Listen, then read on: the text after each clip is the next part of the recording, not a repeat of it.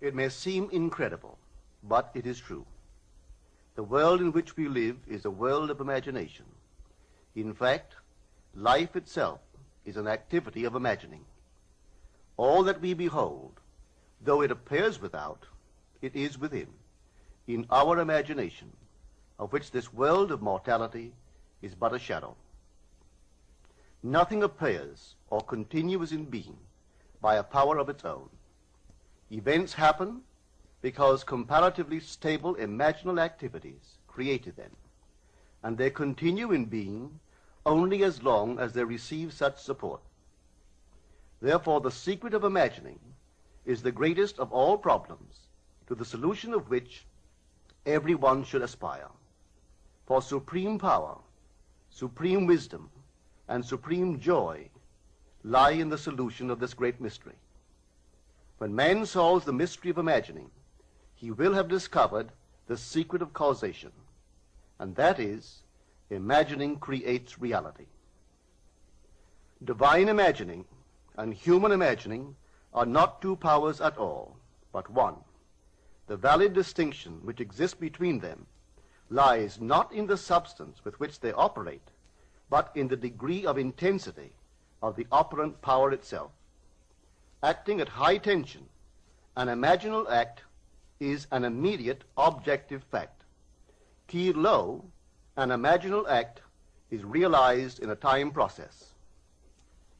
Human history, with its forms of governments, its revolutions, its wars, and in fact the rise and fall of nations, could be written in terms of the imaginal activities of men and women.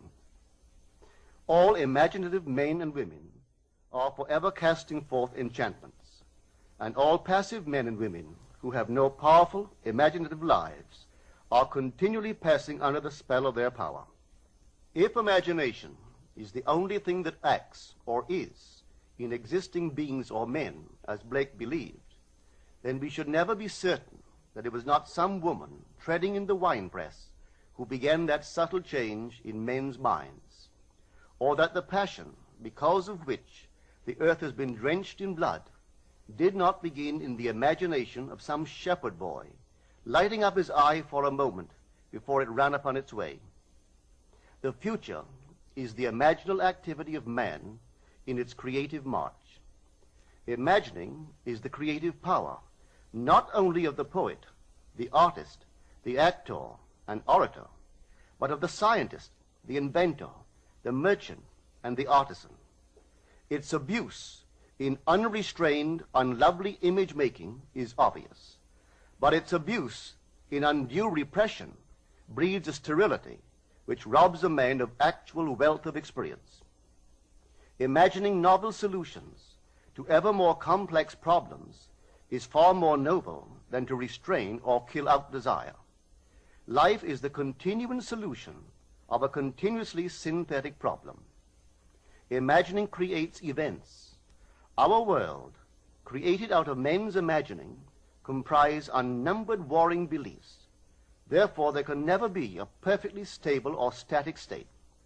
Today's events are bound to disturb our yesterday's established order. Imaginative men and women invariably unsettle a pre-existing peace of mind. Hold fast to your ideal in your imagination. Nothing can take it from you but your failure to persist in imagining the ideal realized. Imagine only such states that are of value or promise well. To attempt to change circumstances before we change our imaginal activity is to struggle against the very nature of things. There can be no outer change until there is first an imaginal change. Everything we do, unaccompanied by an imaginal change, is but futile readjustment of surfaces. Imagining the wish fulfilled brings about a union with that state, and during that union we behave in keeping with our imaginal change. This shows us that an imaginal change will result in a change of behavior. However, our ordinary imaginal alterations, as we pass from one state to another, are not transformations, because each of them is so rapidly succeeded by another in the reverse direction. But whenever one state grows so stable as to become our constant mood, our habitual attitude, then that habitual state defines our character and is a true transformation. Now let me call your attention to the design on the cover of this record. You will notice a man sitting on a park bench, imagining himself to be in a home.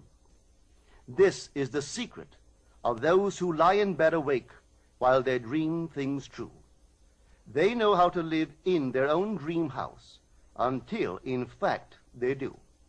Man, through the medium of a controlled waking dream, can predetermine his future. That imaginal activity of living in the feeling of the wish fulfilled leads man across a bridge of incident to the fulfillment of the dream. If we live in the dream, thinking from it and not of it, then the creative power of imagining will answer our adventurous fancy, and the wish fulfilled will break in upon us and take us unawares. Man is all imagination. Therefore, man must be where he is in imagination, for his imagination is himself. To realize that imagination is not something tied to the senses or enclosed within the spatial boundary of the body is most important. Although man moves about in space by movement of his physical body, he need not be so restricted. He can move by a change in what he is aware of. However real the scene on which sight rests, man can gaze on one never before witnessed. He can always remove the mountain if it upsets his concept of what life ought to be. This ability to mentally move from things as they are to things as they ought to be is one of the most important discoveries that man can make. It reveals man as a center of imagining, with powers of intervention which enable him to alter the course of observed events, moving from success to success through a series of mental transformations of nature, of others, and himself. How does he do it? Self-abandonment. That is the secret. He has to abandon himself mentally to his wish fulfilled, in his love for that state, and in so doing live in the new state and no more in the old state. Now we can commit ourselves to what we do not love. So the secret of self-commission is faith plus love. Faith is believing what is incredible. We commit ourselves to the feeling of the wish fulfilled, in faith that this act of self-commission will become a reality, and it will, because imagining creates reality. Imagination is both conservative and transformative. It is conservative when it builds its world from images supplied by memory and the evidence of the senses. It is creatively transformative when it imagines things as they ought to be, building its world out of the generous dreams of fancy. In the procession of images, the ones that take precedence naturally are those of the senses. Nevertheless, a present sense impression is only an image. It does not differ in nature from a memory image or the image of a wish. What makes a present sense impression so objectively real is the individual's imagination functioning in it and thinking from it, whereas in a memory image or a wish, the individual's imagination is not functioning in it and thinking from it, but is functioning out of it and thinking of it. If the individual would enter into the image in his imagination, as the design on the cover of this record suggests, then would he know what it is to be creatively transformative.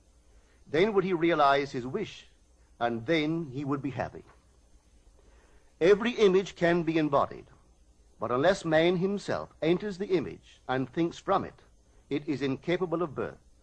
Therefore, it is the height of folly to expect the wish to be realized by the mere passage of time.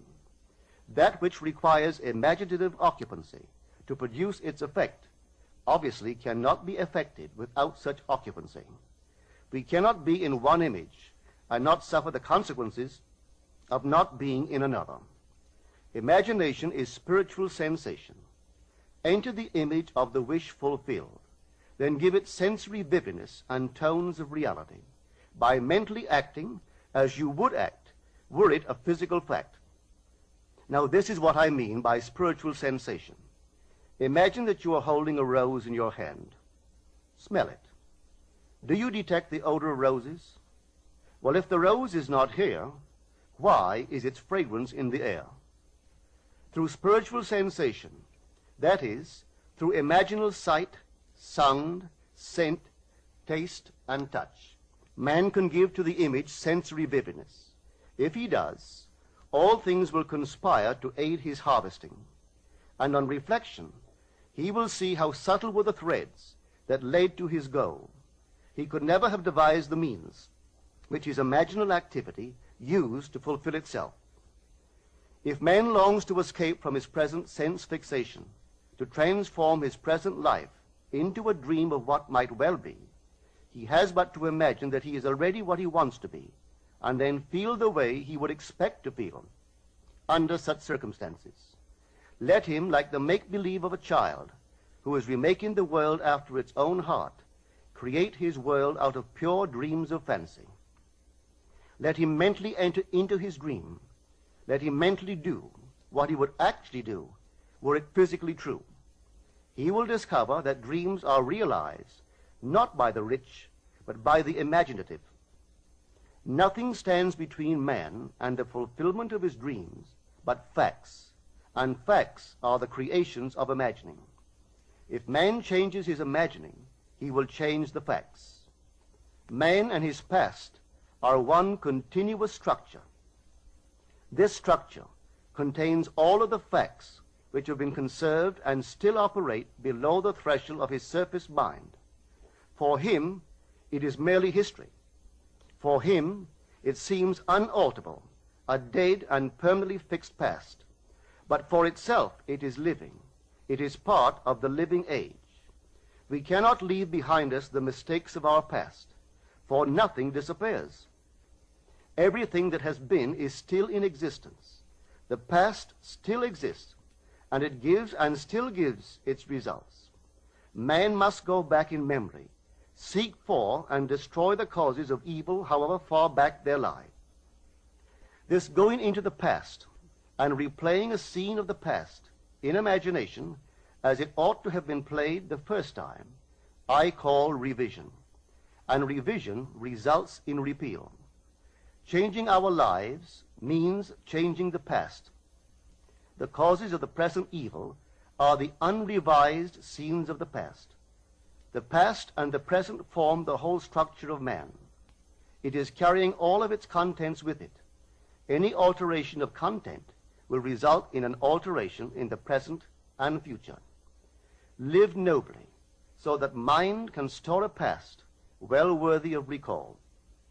Should you fail to do so, remember, the first act of correction or cure is always revise.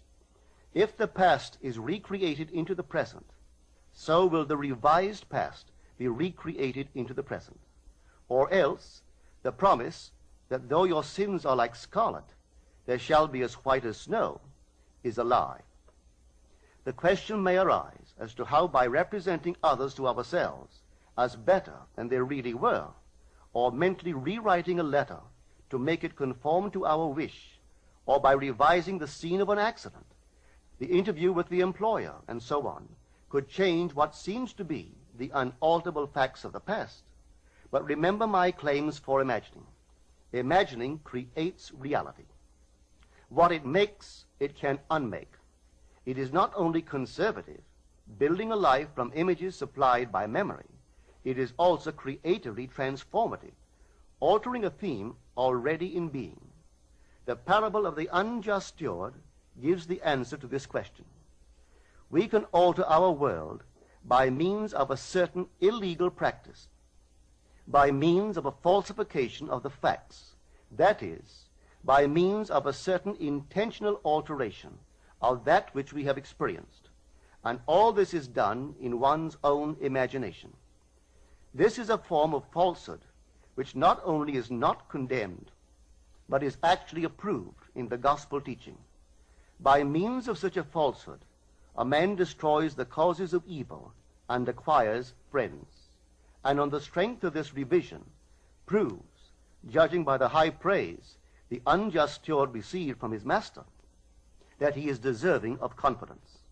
Because imagining creates reality, we can carry revision to the extreme and revise a scene that would be otherwise unforgivable.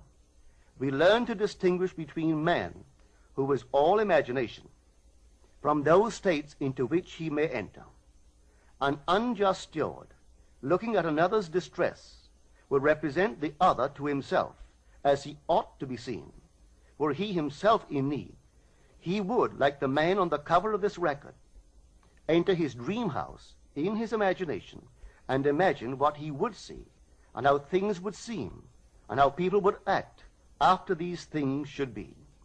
Then in this state he would fall asleep, feeling the way he would expect to feel under such circumstances. Would that all the Lord's people were unjust stewards, mentally falsifying the facts of life to deliver individuals forevermore. For the imaginal change goes forward until at length the altered pattern is realized on the heights of attainment. Our future is our imaginal activity in its creative march. Imagine better than the best you know.